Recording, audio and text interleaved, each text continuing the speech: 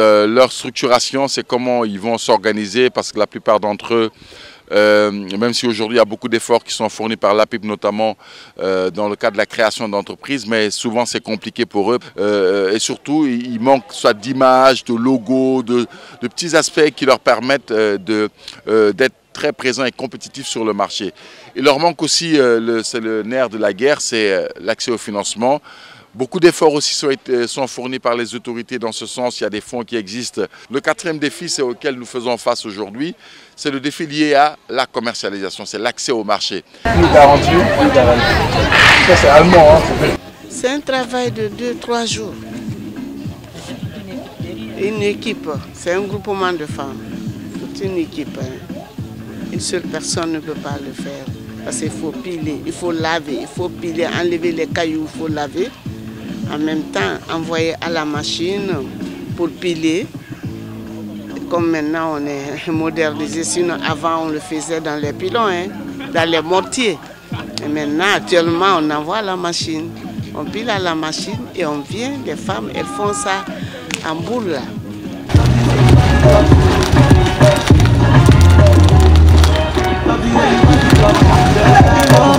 Nous faisons ça manuellement.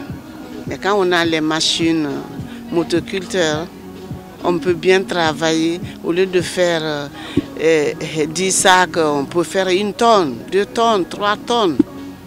Hein, avec les machines. On peut bien faire avec les machines et rapidement avec ces femmes.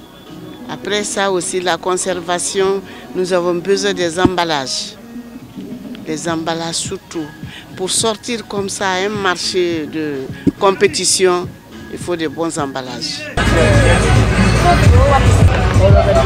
Les pâtes d'arachide, ça je cultive à Farana avec mon frère. Du miel aussi, j'ai mon cousin qui fait ça pour moi. 2 filles que je conforte, c'est à propos du machine. Ça me fatigue. Ça me fatigue du tout. Parce que je n'ai pas de machine de transformation en poudre. Avec le moyen de déplacement aussi, je n'ai pas ça. Donc ça me fatigue du tout.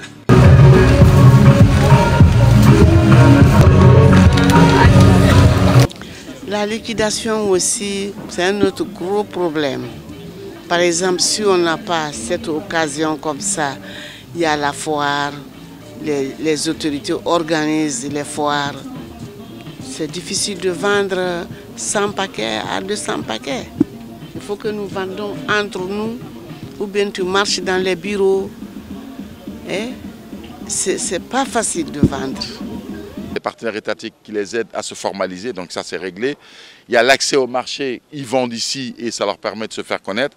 Et puis le troisième niveau qui est important, il y a aussi un accompagnement financier dont ils peuvent bénéficier à travers l'État qui leur donne un accompagnement dont ils peuvent avoir besoin et qui leur sert pour leur permettre de grandir et de conquérir beaucoup plus de parts de marché.